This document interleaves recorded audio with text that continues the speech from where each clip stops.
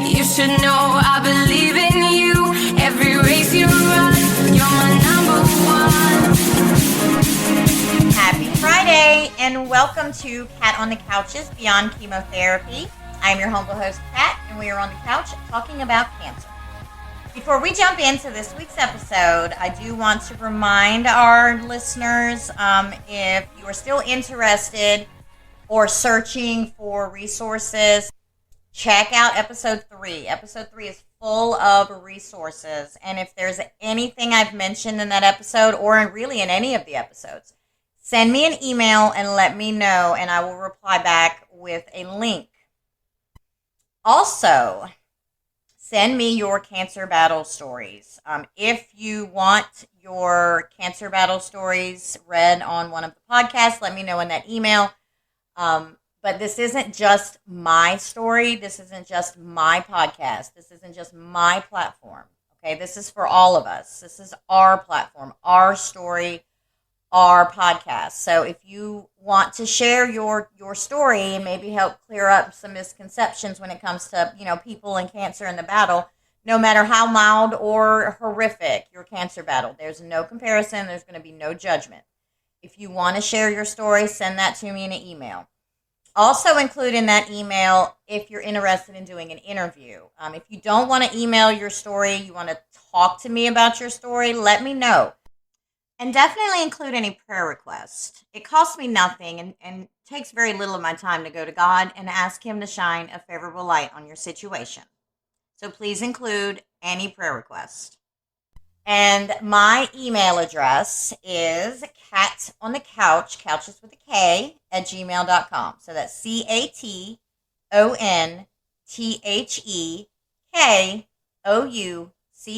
@gmail.com. All right, so to reiterate to our recurring listeners and inform our new listeners, I am by no means a medical professional. I can barely even pronounce some of these words. I'm not an oncologist, psychologist, radiologist, anesthesiologist, none of the ologists. I'm not a therapist. I'm not a nurse. I'm not a nurse practitioner. I am not a dentist. I have no medical degree, medical background whatsoever. I am just a cancer fighter sharing my cancer story and hoping that you would share yours with me as well. Remember my email, catonthecouch, couches with a K, @gmail.com. All right, jumping right in, this week's episode is titled Carcinophobia. That's spelled CARCINOPHOBIA. So this is basically the fear of getting cancer. And this affects anyone who has either had cancer or has known someone with cancer. And then truth be told, this could still affect people who are going through their treatments, like the fear of not getting in remission, not getting healed. That fear is that little voice in the back of my head that's constantly talking to me. Now, by the grace of God, God keeps me very busy with so many other things to worry about. I don't really hear that voice all that much anymore. And then there have been things that have been said that anxiety, fear, stress, and things like that can cause cancer, can lead to cancer or whatever. There's really no known cause of cancer. I mean, stress might have something to do with it. Eating highly processed foods might have something to do with it.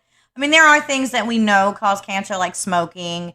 From one of my earlier episodes on plastic, when I was trying to figure out how I got the breast cancer so I don't get it again.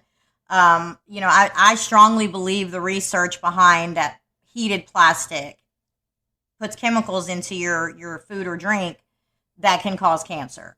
That could send those cells into a radical state. So, and my husband's constantly telling me, Kathy, it's fine. It's BPA free. It's fine. It's BPA free. I'm like, I don't even care what BPA is. If BPA is what's causing the cancer, okay. But, I'm just not going to take any more chances with that. And that's that carcinophobia. I have a constant fear of the cancer coming back. And God says to give all fear, anxiety, stress, burdens, everything, just lay it at his step. And I have to do that every single day, sometimes multiple times a day. I'll get to thinking about, the fear and the stress and the and the worry and, of cancer and, it coming back and having to, a little PTSD from some of the chemo side effects, and then I've got to stop and take a deep breath and just reach out to God and say, here, I'm giving this to you because you said you would take it and it's too much for me, and I'll pass it on and then I'll be fine, for a little while or another day or whatever. And then it always creeps back in and gets you. And then I just give it to him again. So, if anything, I'm constantly talking with God because I'm constantly giving him that fear and that worry. But that fear is healthy. It's necessary. Now, you don't want to spend your life there, obviously, but it's good to be afraid because fear keeps your senses about you. It keeps you on your toes, basically. So you can take a moment to figure out whether or not what you're about to do, put on your body or in your body is something that's going to be good for you or hurt you in the long run. Like that lotion. Like, what's in that lotion? My fear of getting cancer back makes me stop and read the ingredients and read the back of the label and all that stuff. And that's why I make my own salt scrub. I do it myself. I know it's perfectly fine. But there's just cancer and fear, I guess you could say, just kind of go hand in hand. They just go hand in hand. Cancer and stress go hand in hand. Cancer and anxiety go hand in hand. I mean, I have never seen a person, even my wonderful friend who I have mentioned in one of the earlier episodes, who has had a brain tumor for like 8 years. She's been fighting that. Even she has moments, Everybody with cancer or with someone they love with cancer has some level of fear. They have some level of anxiety, some level of worry. I mean, right now, my husband and his brain tumor, okay, we have a second opinion appointment coming up tomorrow. I'm really excited to sit down and ask some more questions, the first round of questions. I don't feel like the doctor really gave us any type of direct answer. Everything was incredibly vague, and I get that. He's going off of one image, and there's nothing definitive until they get in there, or get a biopsy of it or whatever. There's nothing definitive. So he couldn't really answer my questions directly, and that's fine. But I would like to get a second set of eyes on this image and sit down and ask those same questions, and then some more questions that I came up with later. And that's another little point. If you are going to an appointment, if this is your first round, your only round, whatever. I'm not trying to, say everybody gets cancer again, because that's not true. But if this is your first run, you're new to the cancer scene, whatever, you just found out you have cancer, and you're going to the doctor, I strongly recommend that you make a list of questions. Make a list of questions, because if you don't make that list, there may be some things that you forget about. And while you're sitting down making that list, you might come up with some more questions that you would normally either come up with in the appointment or after the appointment, and now it's too late to ask. Because as well as I do, how difficult it is to get in sometimes and actually get some time with your doctor or your oncologist or whoever. So this week it's fear. I am afraid of my own cancer coming back, and I'm afraid for my husband's. The first doctor and the ER people, they all were like, oh, this looks benign, whatever. But I guess I just need confirmation that it's benign. And then, we've been talking about whether or not he's going to have brain surgery and the complications associated with that. And it's just the weight is so heavy right now between my problems and my husband's. And that's our problems, obviously. So that's why we're talking about fear. And as I'm sure you're all aware, cancer and stress, cancer and anxiety, cancer and fear, it's a package deal. It goes hand in hand. And cancer pretty much causes all of it, really. Cancer will cause your stress. Cancer will cause, even if there's no definitive say on whether or not stress will cause your cancer, I can tell you for sure that cancer is probably most likely going to be causing your stress and your anxiety. It's a package deal, basically. And there are ways that you can cope with that, So if you go to cancer.net, and the link will be in the link tree in the description, with cancer, there's a lot of uncertainty, like a lot of uncertainty. Even if you're I guess you could say a seasoned vet, somebody who's gone through the cancer and come out and is in remission. There's uncertainty on whether or not it's going to come back. And if it does come back, what's the next steps? There's so much uncertainty. And with the cancer diagnosis and, whether or not you're going to have to go through chemo or whatever, part of one of the uncertainties is if you have plans. Let's say you was going to go on a cruise. I had to put my cruise on hold to the point where I didn't even get to go. I ended up losing my package because of the cancer and the chemo and radiation and everything and back-to-back appointments, blah, blah, blah.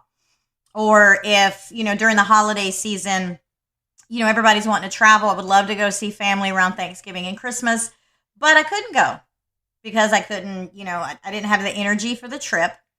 And of course, with chemo, a lot of people, including myself, lost their taste buds. So it would have been just an absolute nightmare trying to sit there and eat Thanksgiving or Christmas dinner with my family and not crying because I know it's going to taste good or it's supposed to taste good, but it doesn't because I don't have my taste buds. Another one is fear, like over the cancer treatment and the side effects. Worried or scared about whether or not it's going to work, how it's going to affect your body. We're talking long-term side effects, short-term side effects, whatever.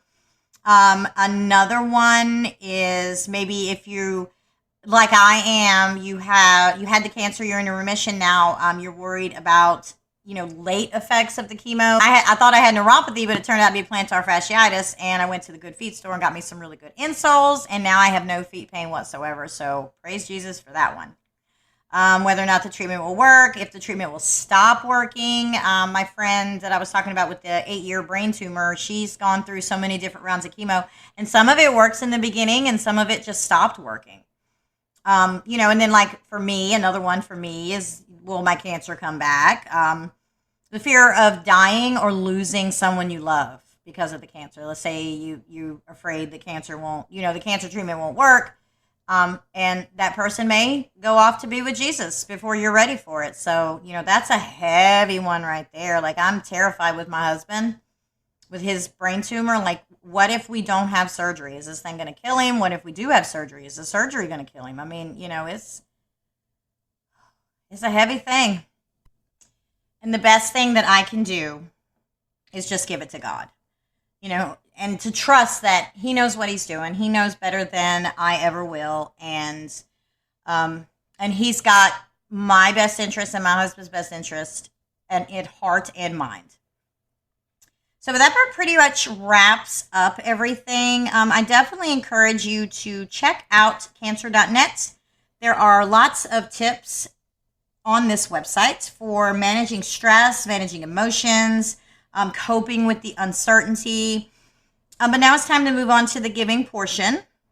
So this is Help Bill Williams Beat Cancer. Now, obviously, we're not asking anyone to go broke. If you can't afford to give financially, but you know someone with cancer or you know someone who's helping or caregiving for someone with cancer, reach out to them. Give time, give energy, give love, give hope, give prayers. See if you could pick up a prescription, give them a ride to an appointment, whatever, just showing that you care and they're not in this fight alone.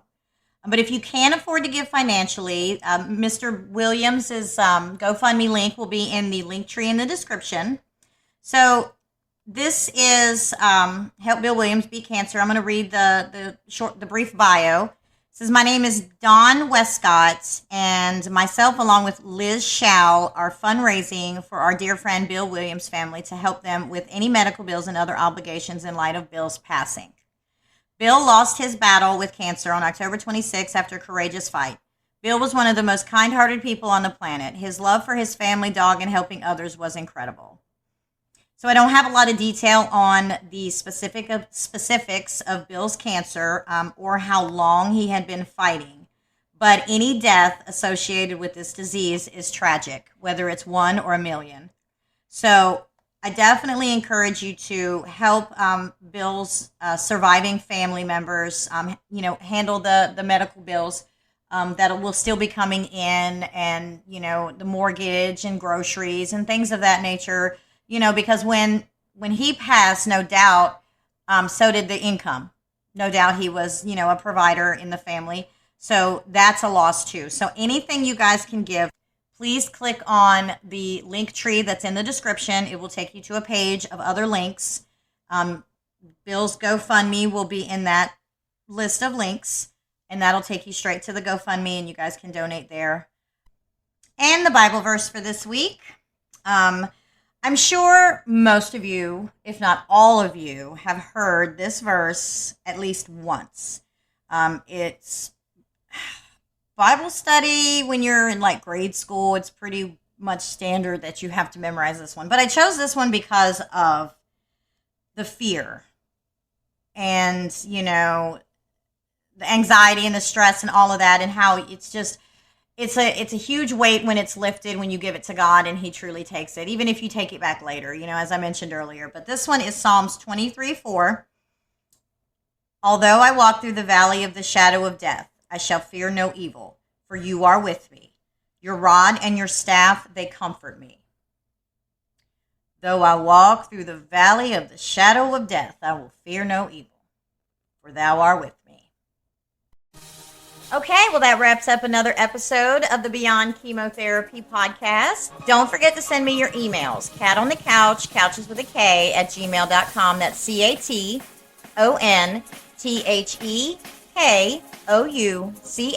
at gmail.com. And I am on Facebook, X, formerly Twitter, Instagram, Pinterest, Snapchat, all that jazz. I do not post religiously. I do post occasionally. So if you have anything you'd like to share with me, a question, whatnot, you can always go to one of my social media pages and just leave me a comment. I do check it regularly, but I don't post regularly. Again, thank you guys so much for being here with me. And in Jesus' precious name, you guys have the best week, and I will see you back here next Friday. The Beyond Chemotherapy podcast is a platform only for anyone interested in having a conversation about their cancer fight. The Beyond Chemotherapy podcast does not represent any healthcare service. The Beyond Chemotherapy podcast host and guests are not medical professionals and are not giving any medical advice. The Beyond Chemotherapy podcast host and guests are not suggesting ignoring actual medical or healthcare advice. The Beyond Chemotherapy podcast host and guests do always recommend consulting with your doctor or other healthcare professional. Views and opinions expressed on the Beyond Chemotherapy podcast do not necessarily represent the views and opinions of the podcast screening platform. Listeners to the Beyond Chemotherapy podcast use information from this podcast at their own risk.